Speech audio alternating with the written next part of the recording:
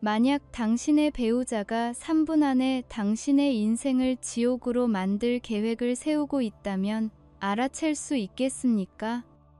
99%는 실패합니다. 이것은 그 1%의 이야기입니다. 그날도 여느 때와 같은 저녁이었다. 완벽한 아내 윤서연, 그리고 그녀를 사랑하는 남편 강지훈. 적어도 나는 그렇게 믿고 있었다. 우리의 결혼 6주년 기념일이 한 달도 채 남지 않은 평범하고 행복한 금요일 저녁이었다. 국내 최고 건축가 중 한 명인 지훈의 넓은 서재, 통유리창 너머로 서울의 야경이 그림처럼 펼쳐져 있었다. 그 평온한 공간에 부드러운 아내 서연의 목소리가 울려 퍼졌다. 그녀의 목소리는 언제나처럼 따뜻하고 사랑스러웠다. 지훈 씨, 나 주말에 가평에 있는 힐링 캠프 좀 다녀와도 될까? 요즘 갤러리 일 때문에 머리가 너무 복잡해서 조용히 숲속에서 생각 정리 좀 하고 싶어서 그래. 몸도 좀 으슬으슬하고. 힐링 캠프? 갑자기? 어디 안 좋은 거야? 그랬으면 말을 하지. 병원부터 가보지. 아니야. 그 정도는 그냥 좀 피곤이 쌓여서. 당신 걱정할까봐 말 안 했지. 혼자 조용히 쉬다 오면 괜찮아질 거야. 지훈은 그런 아내가 안쓰러우면서도 대견했다. 그는 늘 혼자서도 씩씩하게 모든 것을 해내는, 때로는 너무 독립적이라 서운할 정도인 완벽한 아내라고 생각했다. 그는 지갑에서 두툼하게 현금을 꺼내 아내의 손에 쥐어주었다. 택시 타고 편하게 가. 도착하면 바로 연락하고. 맛있는 거 많이 먹고 푹 쉬다 와. 가서 마사지도 받고. 응, 알겠어. 고마워, 여보. 역시 당신밖에 없어. 아내의 입맞춤은 달콤했고 현관문이 닫히는 소리는 경쾌했다. 그때까지만 해도 지훈은 몰랐다. 그 문이 닫히는 순간 자신의 완벽했던 일상에도 균열이 시작되었다는 것을. 바로 그날 밤 모든 것이 무너지기 시작했다. 야근을 하던 지훈은 잠시 머리를 식힐 겸 개인 이메일을 확인했다. 스팸 메일함으로 분류된 수십 메일들 사이에서 낯익은 여행사의 이름이 눈에 띄었다. 어? 이건 뭐지? 여행사? 서연이가 예전에 쓰던 곳인데. 스팸 메일함에는 왜 와있지? 무심코 클릭한 메일의 제목은 그의 심장을 멎게 만들었다. 예약 완료. 부산행 KTX 비즈니스석 예약이. 산? 지훈의 눈이 화면에 고정되었다. 예약자 이름 윤서연. 출발일 바로 오늘 오후. 목적지 부산역. 상세 내역을 클릭하자 연계된 호텔 예약 정보까지 나타났다. 해운대가 한눈에 내려다 보이는 특급 호텔의 파노라마 오션뷰 스위트룸. 가평 힐링 캠프가 아니었다. 머릿속이 하얗게 비어버렸다. 스마트폰 화면에 아내가 몇 시간 전 보내온 메시지가 떠 있었다. 자기야, 나 가평 잘 도착했어. 숲속이라 그런지 공기 너무 좋다. 푹 쉬고 갈게. 사랑해. 사진 속 서연은 푸른 나무를 배경으로 환하게 웃고 있었다. 하지만 그 사진이 언제 찍은 것인지, 저 배경이 정말 가평인지 이제는 알 수 없었다. 지훈의 손이 부들부들 떨리기 시작했다. 완벽한 아내의 다정한 목소리 뒤에 숨겨진 차가운 거짓말. 배신이라는 단어가 그의 머리를 강타했다. 수만 가지 생각이 그의 뇌리를 스쳐 지나갔다. 아니야. 이건 뭔가 잘못된 거야. 갤러리 출장일 수도 있어. 나한테 말을 못한 거겠지. 놀라게 해주려고 그런 걸 수도 있고. 그래, 그럴 거야. 하지만 이메일은 너무나 선명한 현실이었다. 2인 조식이 포함된 스위트룸. 그의 심장이 얼음장처럼 차가워졌다. 서연아, 너 지금 대체 어디서 누구랑 있는 거야? 아내의 목소리는 평소와 똑같이 다정했다. 하지만 그 다정함 뒤에 칼날이 숨어 있을 줄이야. 차갑게 식어가는 커피 잔을 든 채 지우는 떨리는 손으로 아내의 번호를 눌렀다.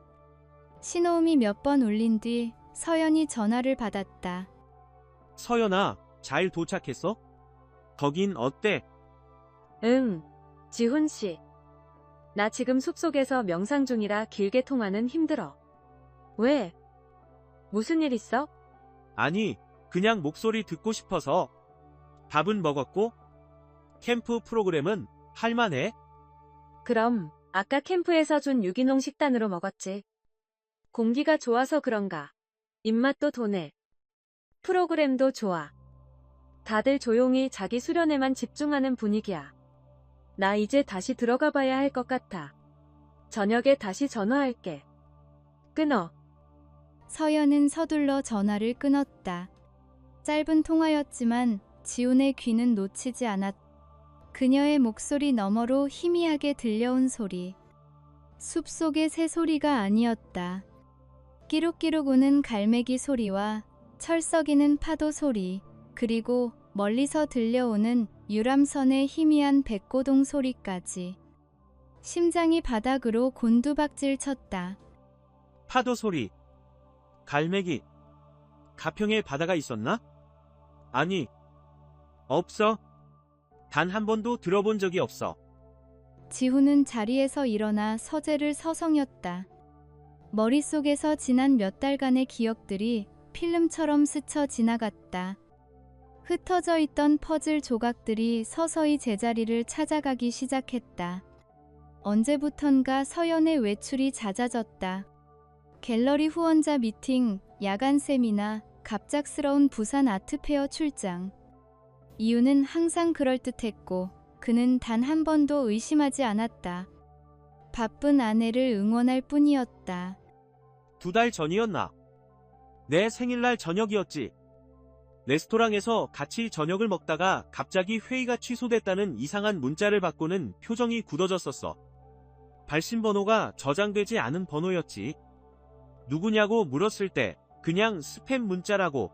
요즘은 스팸도 참 똑똑하게 온다며 웃어 넘겼지. 그 미소가 왜 그렇게 부자연스러워 보였을까? 아내의 휴대폰에 언제부턴가 비밀번호가 걸려 있었다. 평소 휴대폰을 투명하게 공개하던 그녀였다. 어느 날 밤 지훈이 거실 테이블 위에 놓인 서연의 휴대폰으로 시간을 확인하려 하자 그녀는 샤워를 하다 말고 뛰쳐나와 휴대폰을 가로챘다. 자기야, 뭐해? 내 폰은 왜? 어? 아니, 그냥 시간 보려고. 아, 미안. 내가 너무 예민했지? 요즘 개인정보 유출이다. 뭐다 하도 시끄러워서. 우리 사이에도 프라이버시는 있는 거니까. 프라이버시. 그 단어가 그들 사이에 작은 벽을 만든 것 같았지만 지훈은 아내의 말을 존중하기로 했다. 하지만 지금 생각해보니 모든 것이 의심투성이었다. 그리고 마침내 기억의 한 구석에서 가장 찝찝했던 조각이 떠올랐다. 한 달 전 청담동 레스토랑. 갤러리의 중요한 후원자라고 내게 소개했던 그 남자. 키가 크고 자신감 넘치는 말투, 손목에 차고 있던 값비싼 시계. 서연을 바라보던 그의 눈빛이 유독 뜨겁다고 느꼈었지. 지훈은 눈을 감았다. 흐릿했던 남자의 얼굴이 선명해졌다. 그가 자신에게 건넸던 악수, 그리고 서연의 어깨를 감싸며 던졌던 농담까지. 그리고 그 이름이 지훈의 입에서 나지막이 흘러나왔다. 박태민. 박태민. 지훈과 같은 대학을 나온 건축가이자 지금은 업계에서 가장 치열하게 경쟁하는 라이벌이었다. 학창 시절부터 지훈의 아이디어를 교묘하게 훔쳐가고 그의 성과를 질투하던 그런 인간이었다. 졸업 후에는 완전히 다른 길을 가는 줄 알았는데 그가 왜 서연과 단둘이 저녁을 먹고 있었던 걸까? 후원자라는 말도 거짓이었을까? 지훈은 심장이 차갑게 식는 것을 느끼며 서연이 부산에 도착했다며 보내온 사진을 다시 열었다. 엄마가 차려준 저녁이라기엔 너무 정갈했어. 음식 하나하나가 작품 같았지. 이 식기에 본 적이 없는 건데. 건축가인 그는 디테일에 강했다. 지우는 사진을 컴퓨터 모니터 가득 확대해 하얀 접시의 가장자리에 새겨진 독특한 파도 문양을 확인했다. 그리고는 곧장 인터넷 검색창을 열었다. 해운대 고급 한정식 식기, 부산 파도 문양 접시. 몇 번의 클릭 끝에 그의 눈에 익숙한 사진이 들어왔다. 부산의 유명 한정식 레스토랑 해월관의 시그니처 디너 세트. VVIP 고객에게만 제공된다는 그 코스 요리의 사진 속 접시는 서연이 보내온 사진 속 그것과 소름 끼치도록 정확히 일치했다. 하. 헛웃음이 터져나왔다. 부산행 KTX 티켓, 전화 너머의 파도 소리, 라이벌 박태민, 그리고 해운대 한정식집의 식기. 모든 조각이 하나의 끔찍한 그림을 완성하고 있었다. 더 이상 의심이 아니었다. 이것은 잔인한 확신이었다. 혼란으로 요동치던 지훈의 눈빛이 차갑게 가라앉았다. 분노도 슬픔도 아니었다. 그 모든 감정을 넘어선 얼음처럼 차가운 이성이 그의 머리를 지배하기 시작했다. 완벽한 설계를 하던 건축가의 머리가 이제 완벽한 증거 수집 계획을 설계하기 시작했다. 좋아. 어디까지 가나 한번 보자. 진실을 내 눈으로 직접 확인해야겠어. 가장 깊은 사랑이 가장 잔인한 감시로 변하는 데는 하루도 걸리지 않았다. 확신이 그의 심장에 밝힌 다음 날 새벽, 지우는 평소보다 일찍 집을 나섰다. 그의 손에는 어젯밤 인터넷으로 주문해 퀵으로 배송받은 작은 상자가 들려 있었다. 상자에는 결정적 증거 확보라는 문구가 선명했다. 내가 지금 뭘 하려는 거지? 이건 아니야. 이건 지난 6년간의 우리에 대한 모독이야. 사랑했던, 아니, 사랑한다고 믿었던 시간에 대한 배반이야. 컴컴하고 싸늘한 공기가 가득한 아파트 지하주차장. 그의 명품 구두 소리만이 텅 빈 공간을 음산하게 울려 퍼졌다. 아내의 하얀 세단 앞에 멈춰선 그는 잠시 망설이며 주위를 살폈다. 다행히 오가는 사람은 없었다. 스마트폰 플래시를 켜 차체 밑을 비추자 차가운 금속면이 빛을 반사했다. 그는 비싼 양복 바지가 더러워지는 것도 잊은 채 무릎을 꿇고 차 밑으로 몸을 숙였다.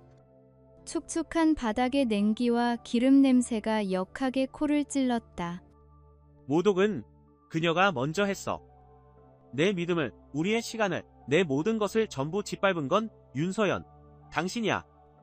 완벽한 건축물을 설계하던 내 손으로 이제 당신의 거짓을 해체할 설계를 시작하지. 그는 떨리는 손으로 작은 GPS 추적기를 범퍼 아래 철제 프레임에 가져다 댔다. 탁! 강력한 자석이 달라붙는 소리가 주차장의 정적을 깨뜨렸다. 그 소리는 마치 그들의 결혼 생활에 종지부를 찍는 망치 소리처럼 들렸다. 이로써 그는 돌이킬 수 없는 강을 건넜다.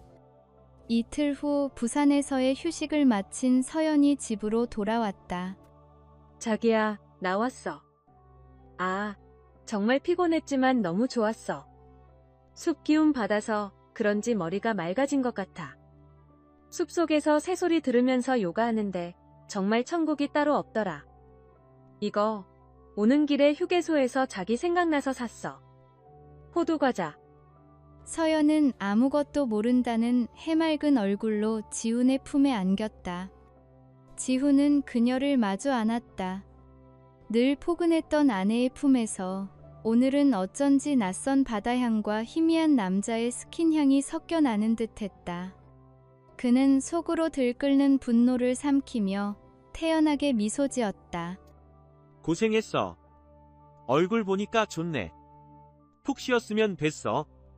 다음엔 나도 같이 가자. 그런 좋은 곳은? 그럼 당연하지. 그때부터 지훈의 일상은 완전히 달라졌다.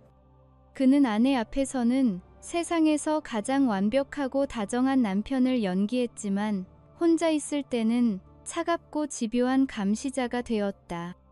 그의 스마트폰 GPS 앱은 24시간 내내 켜져 있었다. 건축 현장에서도 수백억짜리 프로젝트가 오가는 중요한 클라이언트와의 미팅 중에도 그는 테이블 밑으로 몰래 아내의 동선을 확인했다. 10시 30분 청담동 갤러리, 13시 신사동 프렌치 레스토랑, 15시 압구정 백화점 명품관. 동선이 완벽하게 맞아떨어지는군. 며칠간 서연의 동선은 너무나 평범했고 그녀의 알리바이는 완벽했다. 지훈은 때때로 스스로를 의심했다.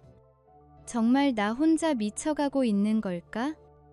이 모든 게 끔찍한 오해와 망상은 아닐까? 하지만 그는 멈추지 않았다.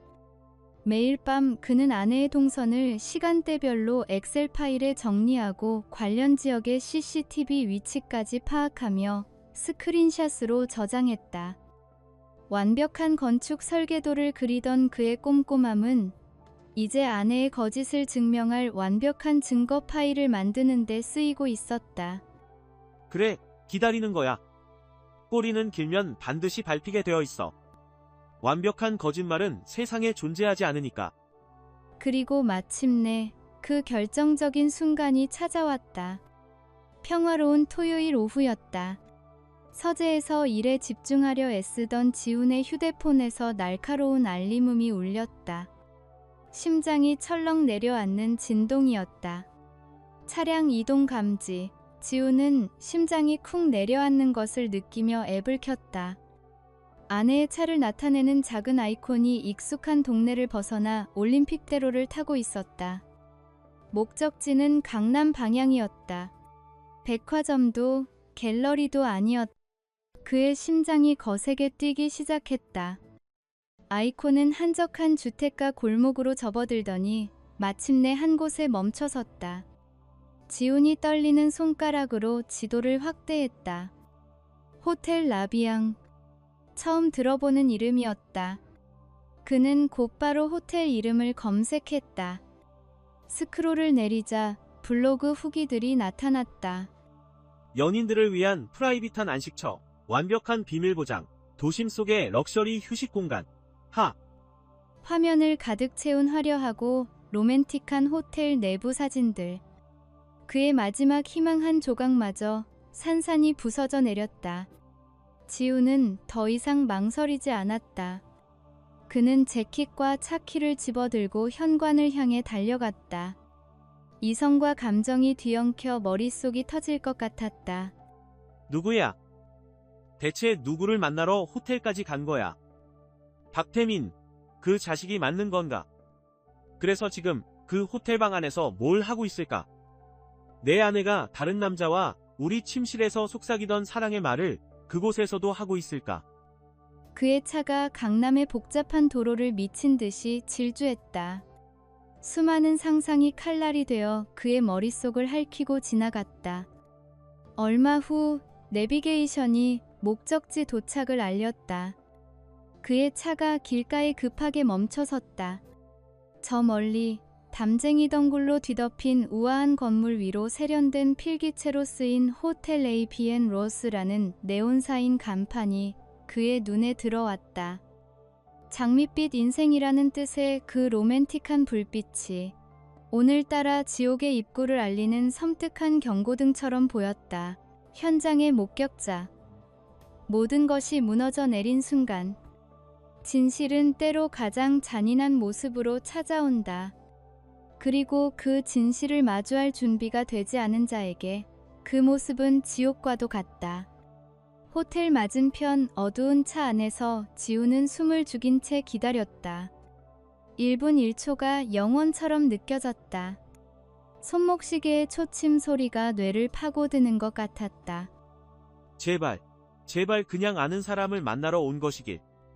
내가 너무 앞서 나간 것이길. 마지막 남은 희망이라도 붙잡고 싶었다. 어쩌면 정말 갤러리 일 때문에, 아니, 이런 곳에? 이런 시간에? 그때 익숙한 아내의 흰색 세단이 호텔 주차장으로 미끄러져 들어왔다.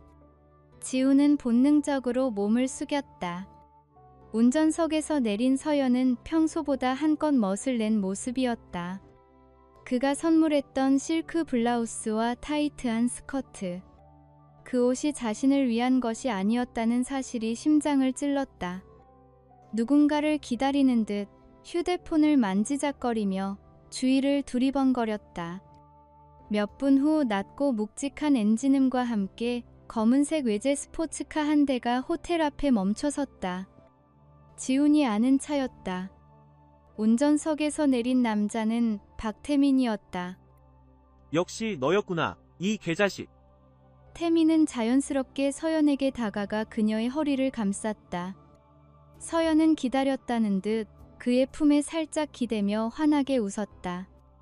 지훈은 단 한 번도 본 적 없는 모든 경계심을 허물어버린 그런 웃음이었다.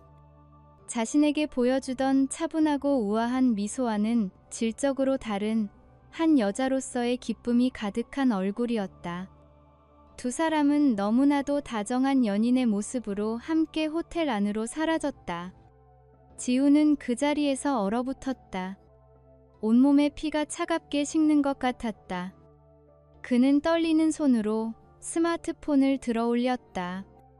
증거. 감정에 무너지면 안 돼. 모든 걸 기록해야 해. 모든 걸. 잊지 않기 위해서. 용서하지 않기 위해서. 그는 줌을 최대한 당겨 호텔의 이름과 두 사람의 모습이 한 프레임에 담기도록 영상을 녹화하기 시작했다. 화면 속에서 흔들리는 두 사람의 모습이 마치 악몽의 한 장면 같았다. 손가락 하나 까딱할 수 없었다. 그렇게 한 시간이 흘렀다. 지옥 같은 시간이었다. 호텔 방 안에서 벌어지고 있을 온갖 끔찍한 상상이 그의 정신을 좀먹고 있었다. 함께 샀던 가구들, 함께 골랐던 그림들, 함께 꿈꿨던 미래. 그 모든 것이 지금 저 방 안에서 더럽혀지고 있었다. 마침내 호텔의 자동문이 다시 열렸다. 나온다. 서연과 태민이 조금 전보다 훨씬 더 편안하고 만족스러운 표정으로 걸어 나왔다.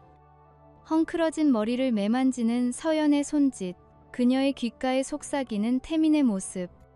모든 것이 비수가 되어 날아와 밝혔다. 그리고 지훈은 보았다. 태민의 손에 들려있는 크고 고급스러운 쇼핑백을. 지훈의 건축가로서의 예리한 눈은 그 로고를 놓치지 않았다. 강남의 최고급 유아용품 부티크 뿌띠앙주의 로고였다. 유아용품? 아기 옷? 저게 왜 저기서 나와? 누구 선물이라도 사는 건가? 그래, 친구 애기 선물일 거야. 그럴 수 있잖아. 제발. 심장이 다시 미친 듯이 뛰기 시작했다. 두 사람은 주차장에서 짧은 입맞춤을 나눈 뒤 각자의 차를 타고 헤어졌다. 지우는 서연의 차가 시야에서 사라질 때까지 기다렸다. 그리고는 곧장 홀린 듯 뿌띠앙주 부티크로 차를 몰았다. 화려한 샹들리에와 동화 속에서나 나올 법한 아기자기한 소품들. 그곳은 지훈이 상상했던 것보다 훨씬 더 호화로운 공간이었다. 그는 애써 태연한 표정을 지으며 방금 전 두 사람이 만졌을 법한 수백만 원짜리 유모차 옆에 서 있는 직원에게 다가갔다. 저, 실례합니다. 방금 나간 키 큰 남자랑 여자분이 제 친구인데 곧 아기가 태어나거든요. 제가 선물을 뭘 해줘야 할지 몰라서 그러는데 혹시 뭘 보고 갔는지 알 수 있을까요? 서프라이즈로 같은 걸 피해서 사주려고요. 젊은 직원은 친절한 미소로 답했다. SP컬. 오, 방금 그분들이요. SP컬. 오, 네. 두 분 너무 보기 좋으시더라고요. SP컬. 오, 곧 태어날 아기 생각에 아주 행복해 보이셨어요. SP컬 22. 아버님이 되실 분이 어찌나 자상하시던지. 어머님께는 좋은 것만 해주고 싶다면서 저희 매장에서 제일 좋은 걸로 고르셨어요. 아, 그러셨군요. 그래서 뭘로 하셨나요? SPEHEAA 5 스웨덴 명품 브랜드 유모차랑 신생아 의류 풀세트로 예약하고 가셨습니다. SPEHEAR 5 계약금까지 거시고 다음 달에 찾으러 오시겠다고 하셨어요. SPEHEAR 5 두 분의 첫 아기라면서요. SPEHEAR 5 정말 축하드릴 일이죠? 태어날 아기. 아버님이 되실 분. 첫 아기. 직원의 목소리가 그의 귓가에 비수처럼 밝혔다. 임신. 그리고 새로운 가정. 자신을 완벽하게 속인 채 다른 남자와 새로운 가정을 꾸릴 준비를 하고 있었던 것이다. 지훈과 서연은 지난 몇 년간 아이를 갖기 위해 노력했었다. 그런데 그토록 원하던 아이가 다른 남자의 아이란 말인가? 아, 네. 감사합니다. 정말 축하할 일이네요. 지훈은 가게를 어떻게 빠져나왔는지 기억나지 않았다. 강남 한복판에서 그는 휘청거렸다. 세상이 무너지는 듯한 충격. 배신감은 이미 그 단계를 넘어섰다. 이것은 자신의 존재 자체를 지워버리려는 잔인한 기만이었다. 그의 눈에서 뜨거운 눈물이 한 방울 흘러내렸지만 이내 차갑게 식어버렸다. 슬픔이 있던 자리에 이제는 무서운 분노와 냉정한 결심이 들어찼다. 이건 단순한 배신이 아니야. 이건 내 인생을 통째로 도둑질하려는 계획이었어. 이건 전쟁이야. 윤서연, 박혜민. 너희들이 만든 이 지옥 똑같이 돌려주겠어. 복수는 뜨거울 때 하는 것이 아니다. 가장 차갑고 가장 완벽할 때 시작하는 것이다. 슬픔이 증발한 자리에는 오직 차가운 분노만이 남았다. 다음 날 강남의 한 법무법인 사무실, 지훈은 감정 없는 얼굴로 테이블 위에 자신이 밤새 정리한 증거 자료들이 담긴 USB와 서류들을 올려놓았다. 강지훈 씨, 가져오신 자료는 잘 검토했습니다. GPS 이동 기록, 호텔 앞에서 찍힌 영상과 사진, 유아용품점 영수증과 직원 진술 녹취까지. 감정적인 대응 없이 굉장히 침착하게 증거를 모으셨군요. 이혼 전문 변호사 김유진. 그녀는 업계에서 얼음 마녀라고 불릴 만큼 가장 냉철하고 유능하기로 소문난 사람이었다. 그녀의 눈빛은 날카로웠고 목소리에는 어떤 감정도 실려있지 않았다. 그녀는 지훈의 증거들을 보며 처음으로 흥미롭다는 표정을 지었다. 이 정도 증거라면 이혼 소송에서 아내분의 유책 사유를 입증하는 것은 물론 상간남을 상대로 한 위자료 청구 소송에서도 충분히 승산이 있습니다. 거의 완벽하다고 할 수 있죠. 두 소송 동시에 진행하시겠습니까? 네. 그렇게 해주십시오. 좋습니다. 위자료 액수는 가능한 최대로 청구할 겁니다. 하지만 한 가지 더 확인해야 할 것이 있습니다. 상간남의 신원입니다. 영상 속 차량 번호로 조회가 가능합니다. 진행할까요? 네.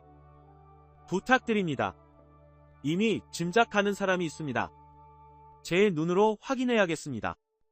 며칠 뒤 변호사에게서 연락이 왔다. 결과는 지훈의 예상을 벗어나지 않았지만 그 내용은 그의 심장을 다시 한번 찢어놓았다. 차량 명의자 박태민, 현 아키그룹 디자인 총괄실장. 강지훈 씨와는 대학 동문이시더군요. 기록을 보니 최근 강지훈 씨가 참여했던 파주 라이브러리 공모전에서 최종 경합했던 상대이기도 하고요. 알고 있었습니다. 확인 사살. 그것은 잔인한 과정이었다. 하지만 지훈은 여기서 멈출 수 없었다. 이 증거들만으로는 부족했다. 그들의 배신이 얼마나 깊고 치밀했는지 그 뿌리까지 전부 파헤쳐 법정 위에 전시하고 싶었다. 단순히 이기는 것이 목적이 아니었다. 그들을 완전히 파괴해야만 했다. 그날 밤 지훈은 서재에 홀로 앉아 있었다. 서연이 평소 사용하던 노트북이 눈에 들어왔다. 건축 설계도를 공유할 때 쓰던 클라우드.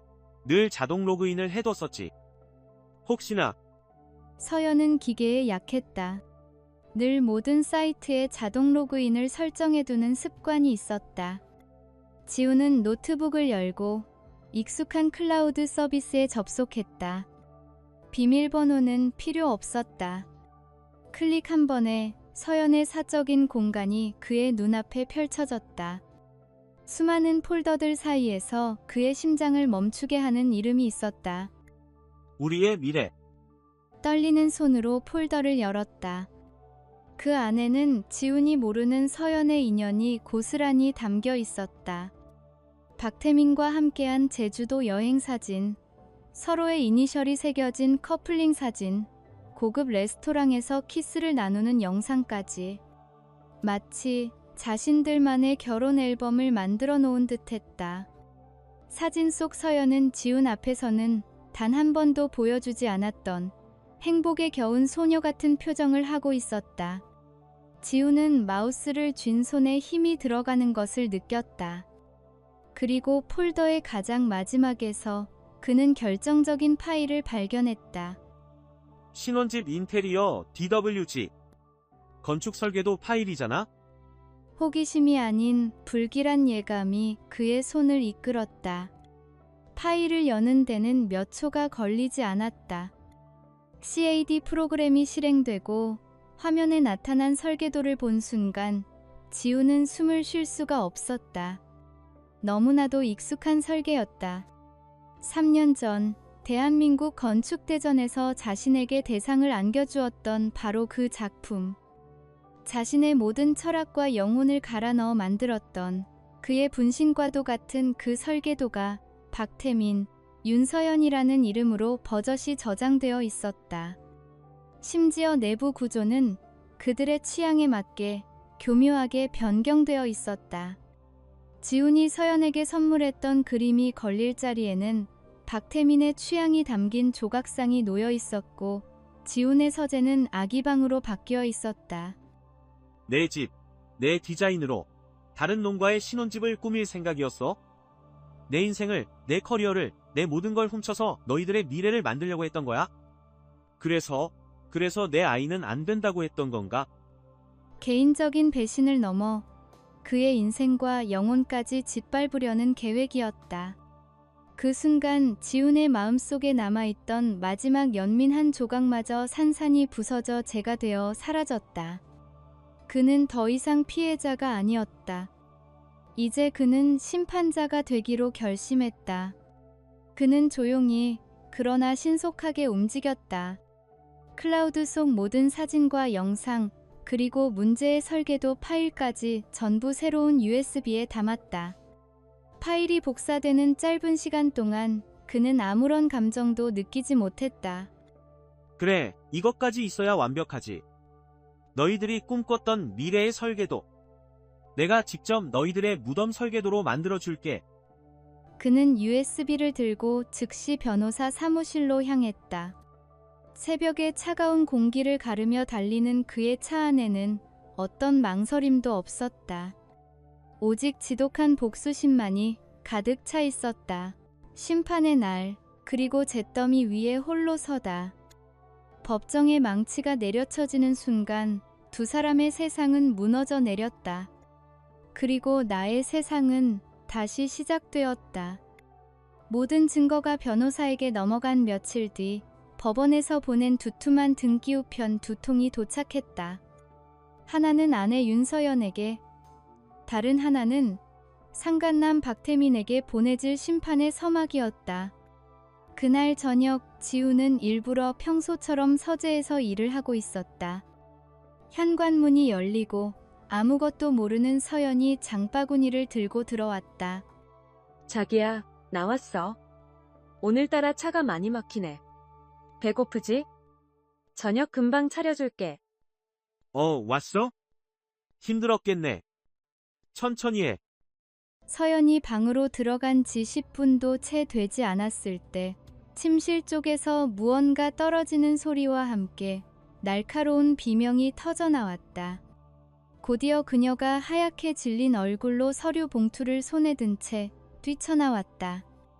지훈 씨, 이게 뭐야? 법원? 이혼 소송?